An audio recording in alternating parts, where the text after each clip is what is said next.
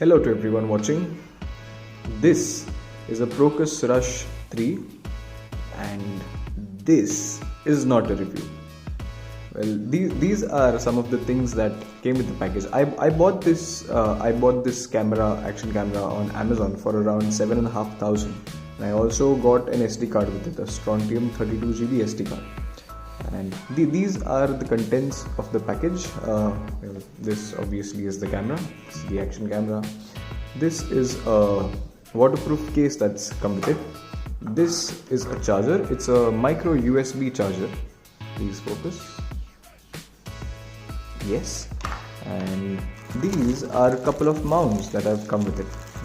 These are quite good mounts. These are quite sturdy. I've tried it on my helmet for my motorcycle. And this is the external mic that's come with the camera. This is a connected remote, and this right here is the extra battery that comes with the camera. Well, for reference, this video right now is being shot on a OnePlus 6. It's a fairly old OnePlus 6 without any external mic. So this is the internal audio of the phone itself. The next video that you'll see when I do this will be on the Procus. This video sample is from the Procus Rush 3.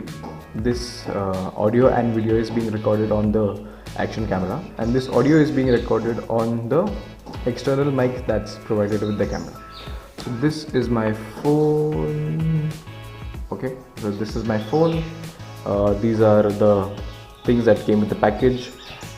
Calendar 2022, and this is how wide the field of view is. This is electronically stabilized, so this does not have any optical stabilization. That's why it's a bit cropped in, but it's okay, it's quite good. So this action camera is Wi-Fi enabled. So I'll do a quick demo. You need to long press this, which enables the Wi-Fi, and then you go on to the phone and you connect the camera to the phone.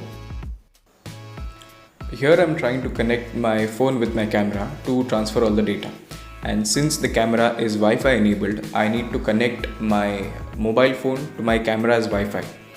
And the app that lets you transfer all the data it's called XDV Pro. It's a good app, it's a basic app, and it's a functional app. So there's not much to complain. There's no editing or any video enhancing ability that the app has. It's quite functional, it's quite basic, but it's good. One drawback I would say is it's a bit slow. 4 Mbps max transfer speed in 2022 standards is slow, I guess, but at least it's functional and it gets the job done. So fair enough.